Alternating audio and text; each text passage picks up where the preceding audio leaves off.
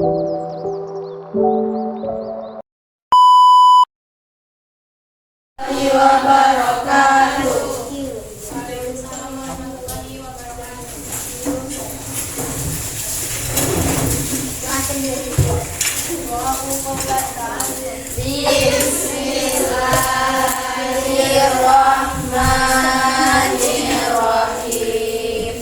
Allahul kafi, Rabbunal kafi, qasadanal kafi, wajadanal kafi, likulil kafi, kafanal kafi, wa ni'mal kafi, alhamdulillah.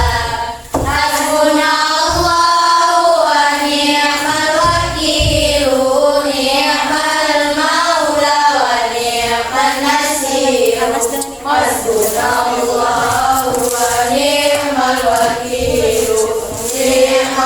maula wa ni'man nasir. Rabbana anfa'na bima 'allamtana, Rabbi 'allimna alladzi yanfa'una, Rabbi faqihna wa faqih lana wa qarabatil lana fi dinina. Amin amin amin amin amin amin amin amin amin amin amin amin amin rabbal alamin. Ya Allah.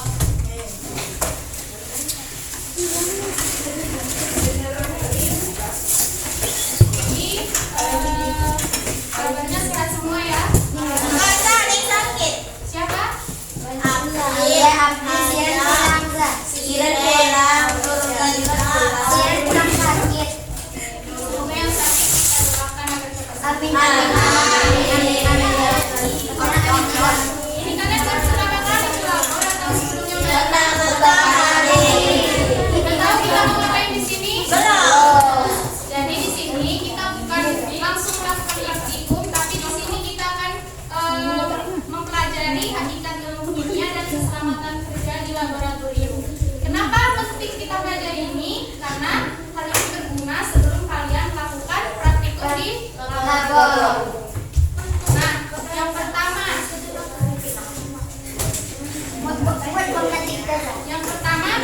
semuanya dengarkan ya, perhatikan ke depan, jangan ada yang bicara di belakang. Coba kalian pikirkan, kalau kalian mendengar kata kimia, apa yang terlintas di pikiran kalian? Bom. Ya kan? Coba lihat orang, pasti mengira kimia itu tentang racun, bom, ataupun yang obat-obatan yang berbahaya. Tapi sebenarnya kimia itu tidak hanya berbahaya dan menakutkan. Nah, coba perhatikan gambar di sini. Kalian pernah beli jajan? Pernah kan? Nah, kalau kalian perhatikan di belakang kemasan jajan itu ada komposisinya kan? Pernah baca nggak? Nah, di dalam komposisi makanan itu ada zat-zat kimia, tapi kan nggak berbahaya, bisa kita makan kan? Terus contoh lainnya yang dekat dengan kehidupan kita adalah udara yang kita hirup, itu adalah gas O2. Kemudian sabun. Sabun itu contoh produk kimia bukan? Ya. Kalian pakai sabun di asrama? Sabun. Jadi selain itu banyak sekali penerapan kimia di dalam kehidupan kita sehari-hari. Jadi kimia itu bukan hanya berbahaya tapi bisa berguna untuk kehidupan sehari-hari. Ya, contoh-contohnya ada cuka, mentega, kemudian bolu. Kenapa bolu bisa disebut kimia? Karena bahannya ada bahan kimia. Kemudian air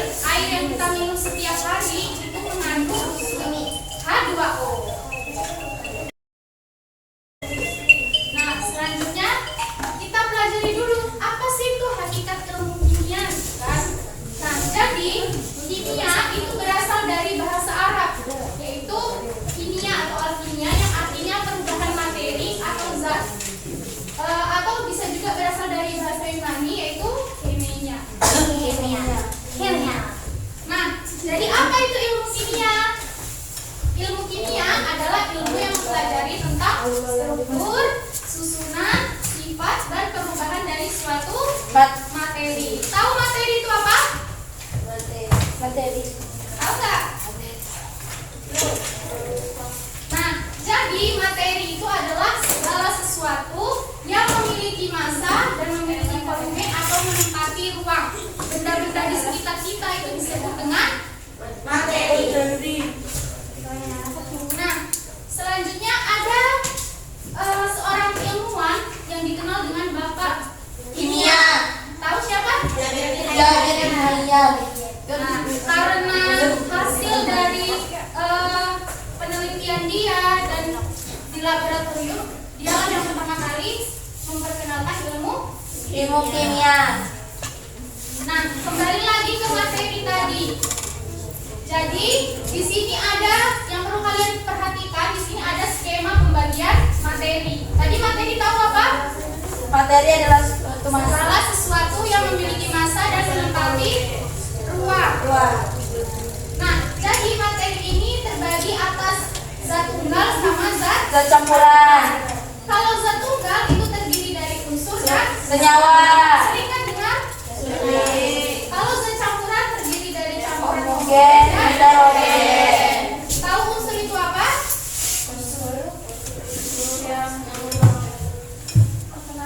Nah, unsur itu adalah zat tunggal yang ada di alam. Contohnya itu ada oksigen, nitrogen, dan karbon. Dan banyak lagi ya unsur-unsur di alam semesta ini. Kemudian senyawa, tahu senyawa apa? Senyawa. Campuran unsur. Ya, senyawa adalah campuran dari unsur. Contohnya apa? Garam, air, gula. Garam itu kan rumus kimianya NaCl, air itu H2O, gula.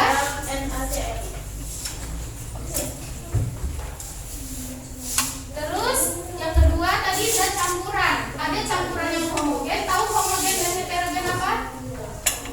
Kalau homogen itu campurannya sejenis. Kalau heterogen campurannya berbeda Jenis.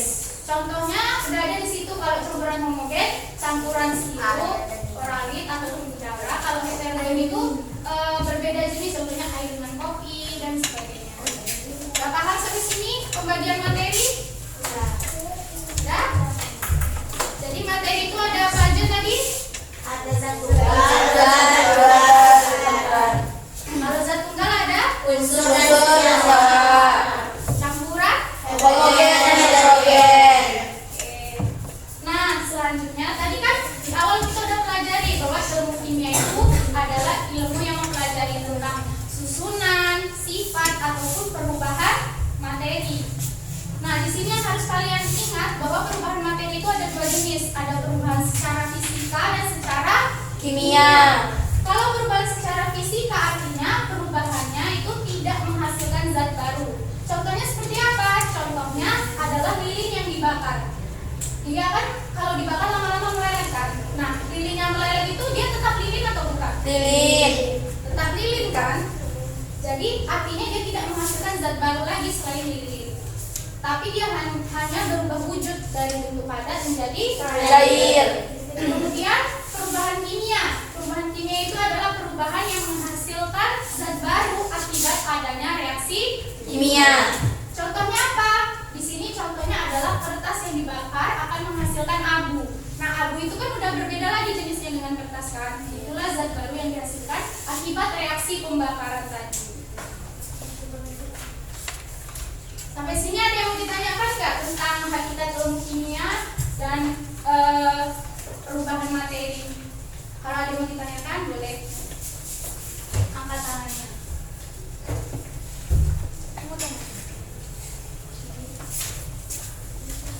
Ada? Sudah paham semua? Ini cukup ringan aja ya. Selanjutnya kita masuk nih bagian yang paling penting, yaitu keselamatan kerja di laboratorium. Nah, sekarang itu kalian lagi di mana? Tahu apa itu laboratorium?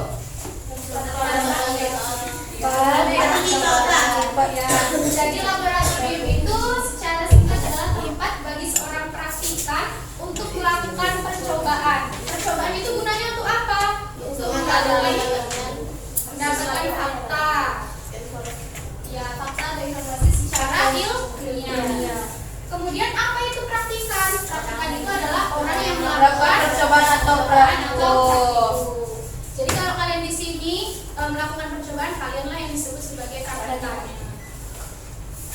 Nah, ada beberapa perlengkapan yang harus kalian pakai saat melakukan praktikum di laboratorium. Yang pertama ada jas lab. Jas lab ini biasanya berwarna putih.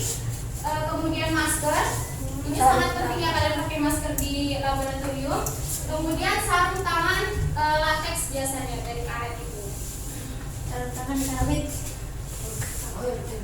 Nah, selain itu ada beberapa hal yang harus kalian pahami sebelum melakukan percobaan di laboratorium ini. Yang pertama, harus memakai perlengkapan tadi seperti jas lab, terus apa lagi? Masker, sarung tangan.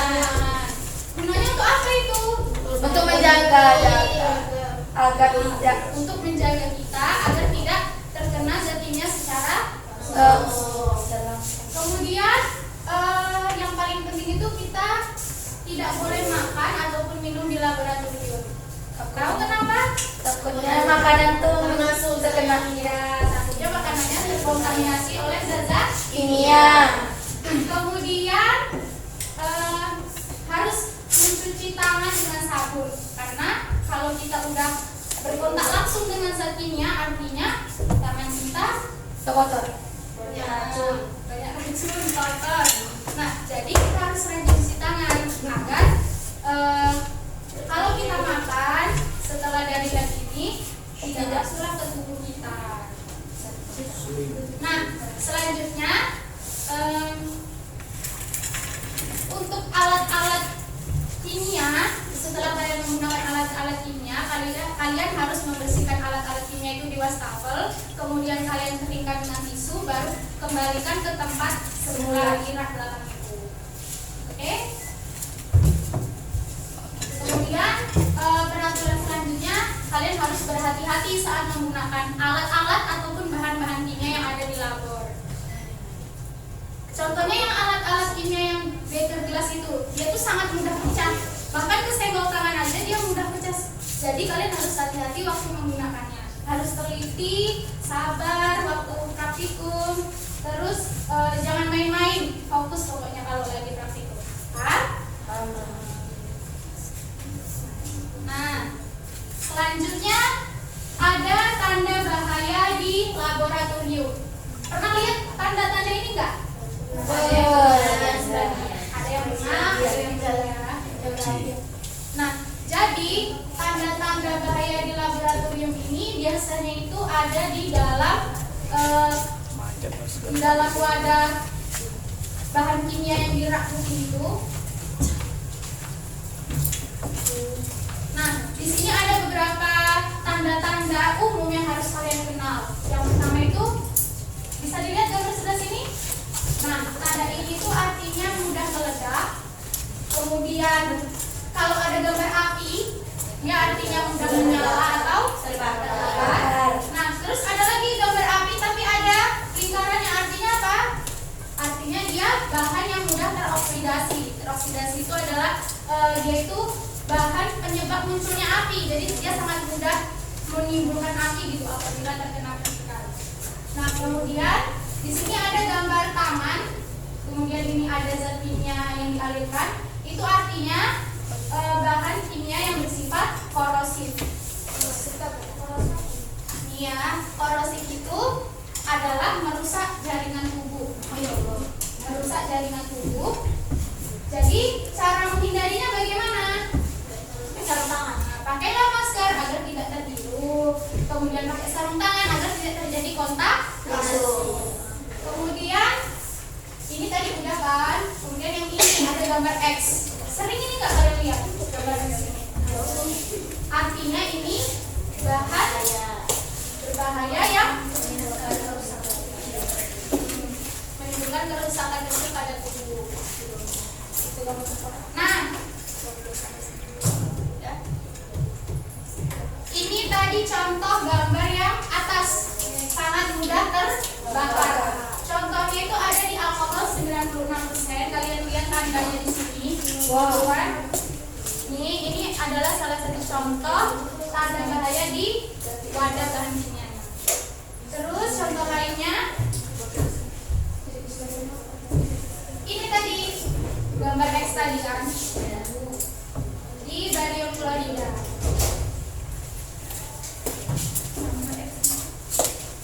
Oke, kita lanjutkan.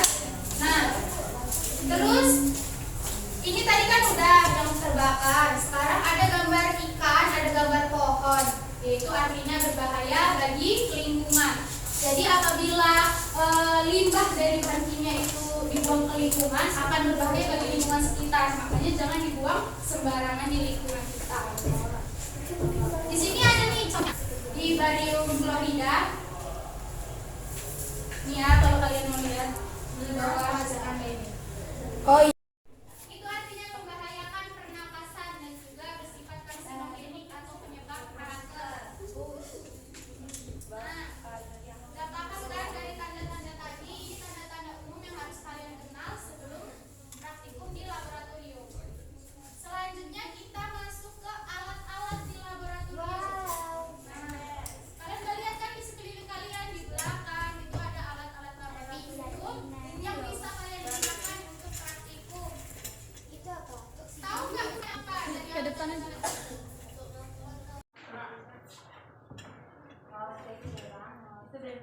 Nah, selanjutnya tahu apa? Parfum. Bensin. Ini adalah pembakar bunsen. Ini ada sumbunya. Jadi di dalamnya itu ada spiritus. Gunanya ini nanti untuk membakar bahan-bahan kimia ataupun untuk mendidihkan. Di sini kita hidupkan dengan korek api. Nah, kalian yang harus diperhatikan, berhati-hati menggunakan ini. Kalau kalian mau mematikan apinya, bukan langsung ditiup ya, tidak boleh ditiup. Caranya cukup kalian tutupkan aja tutupnya ini ke atas apinya. Nanti dia akan padam sendiri. Coba Laza. Coba ada koreknya kebetulan. Ada koreda. Itu di Kak.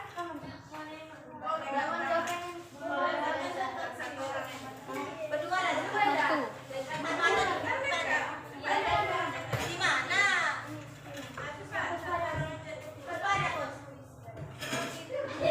Yang punya sirip sama siapa?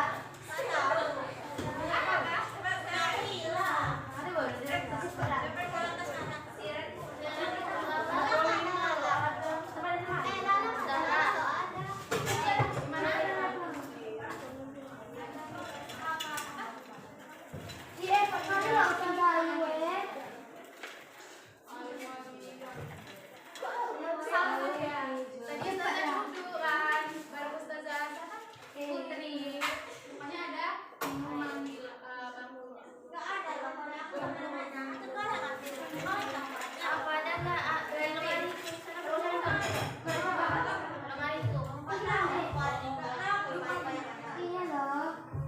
Ada yang mau ngambil korek? Berdua sih. Satu orang aja ya.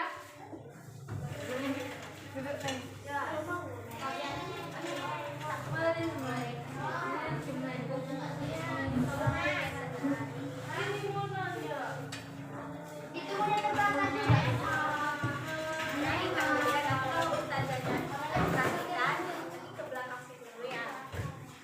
Apa?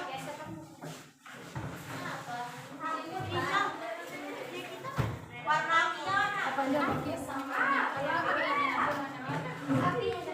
Pakai HP aku dah.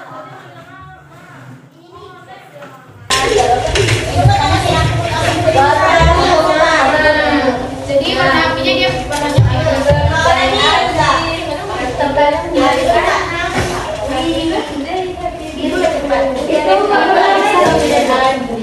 sumbunya bisa ditarik nanti. Sumbunya nggak bisa jadi warna hitam nggak? Bisa. Kan ini masih baru. Sampai hitam sumbunya ada. Nah, sekarang cara mematikannya kayak mana? Tutup. Nggak boleh ditiup lah, ya langsung ditutup. Kalau itu Gila.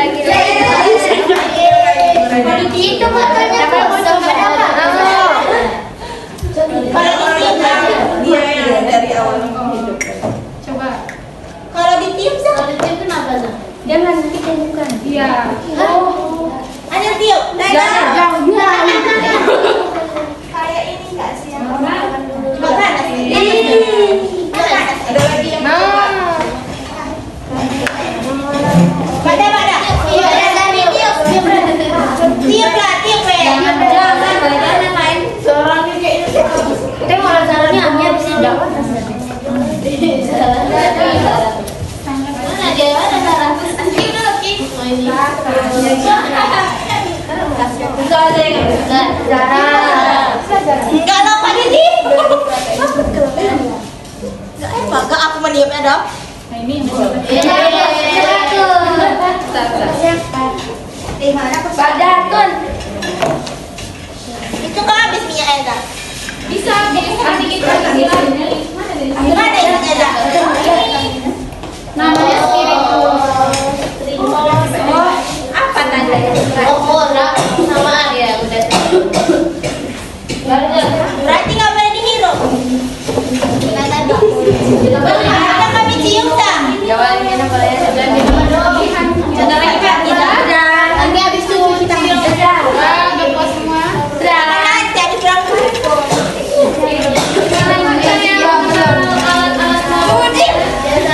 Selanjutnya ini ada namanya penjepit bola yang jauh kayu.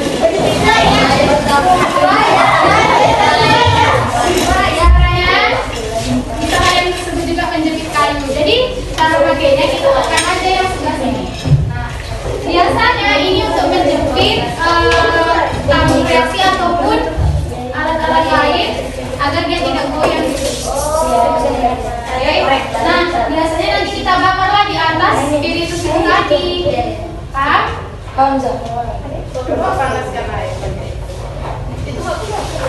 Itu apa cara kita tabungnya tak? Enggak, kan udah didesain untuk ini. Saya apa tak? Saya habis itu aja lah.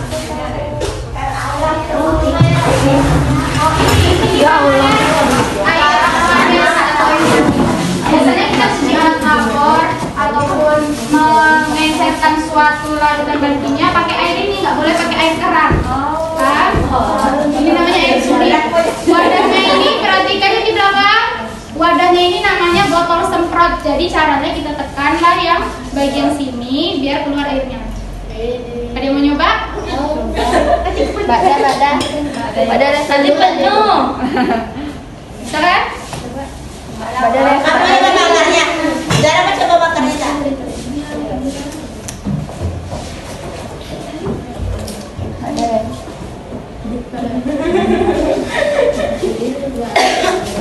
Nah, coba dipanaskan Ya. kan dibakar ya, dipanas. Oh iya, panaskan.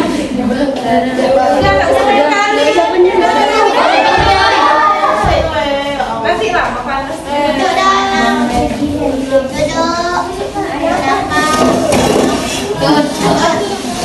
Coba itu Zara. Apinya kan?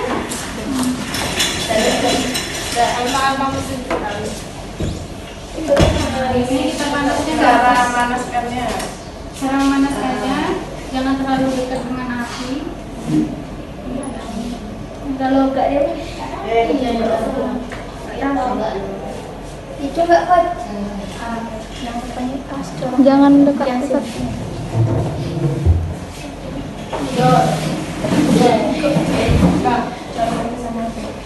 Enggak corong taburak.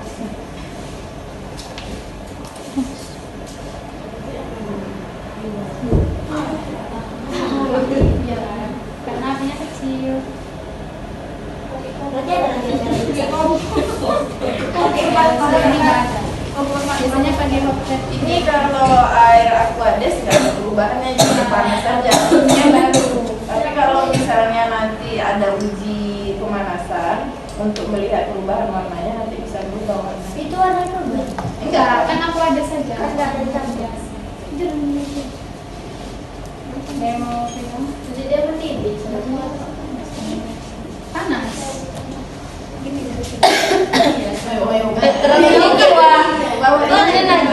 Berdiri Zara, berdiri.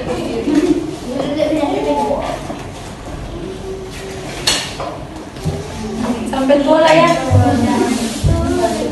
Itu bagus banget. Coba Zara berpanas belum? Coba Apa di bisa? panas kan?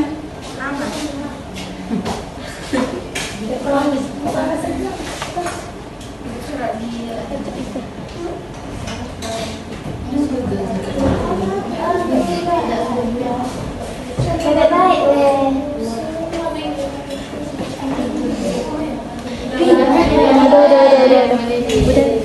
Bergetar ya sininya. Sudah mulai mendidih ya.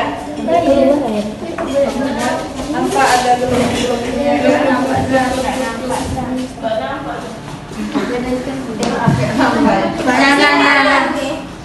Banyak nih kan ya. Ini terjadi perubahan kimia atau fisika nih? Fisika. Perubahan fisika atau kimia? Fisika. Perubahan fisika dari apa? Kalau ini ada datang, belum ada batas baru. Betul Ustazah. Jadi ini perubahan apa? Fisika. Apa ya? Kimia. Ada kamu mendidih. Nah, jadi salah jawabannya kalau fisika ya. Karena dari air berubah menjadi apa dia? Panas. Uap air. Bui. Udah paham ya? Nah,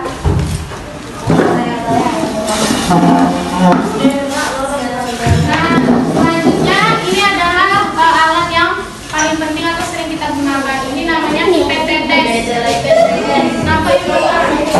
Pipet tetes.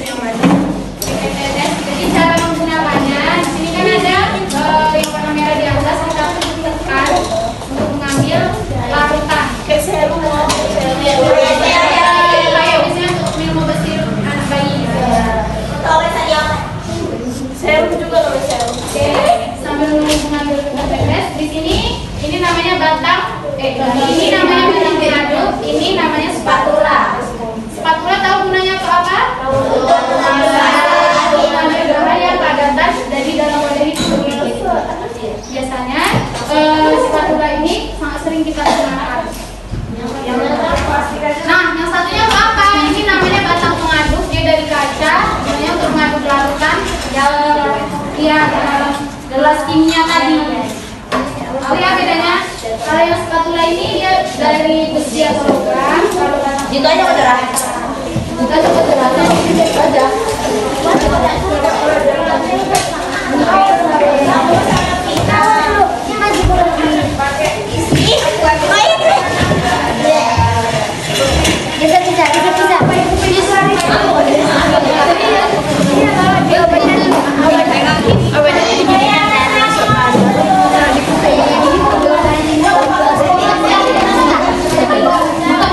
Isi yang padat boleh, tapi jangan kopi.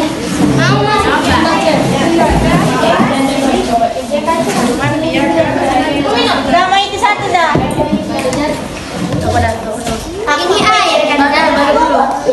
Selesai ini air. Iya, air suling.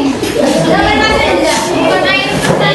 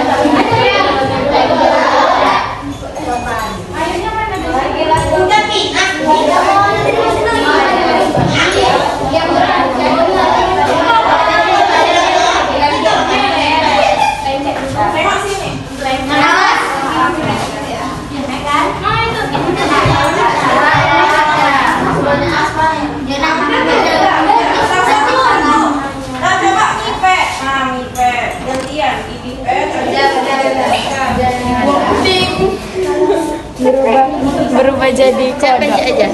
Exit lah kamu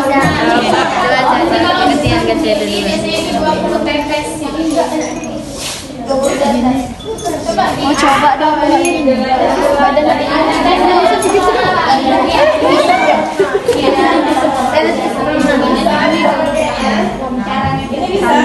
Sampai 20 itu udah 1 mili.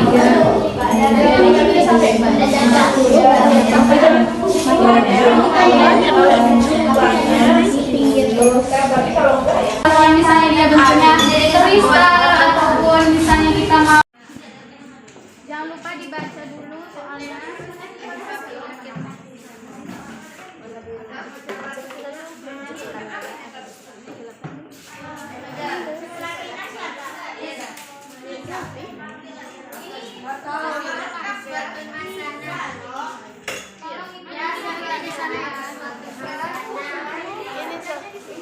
Gimana? Iya, langsung. Oh iya.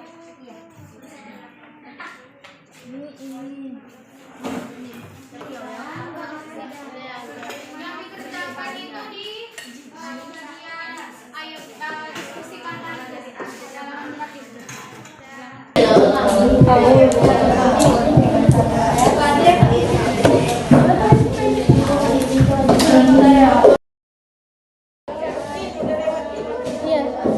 Oke, kembali ke tempat duduknya.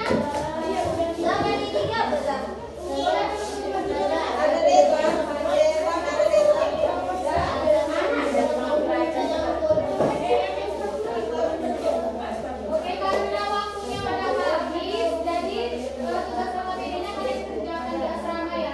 Minggu depan kalian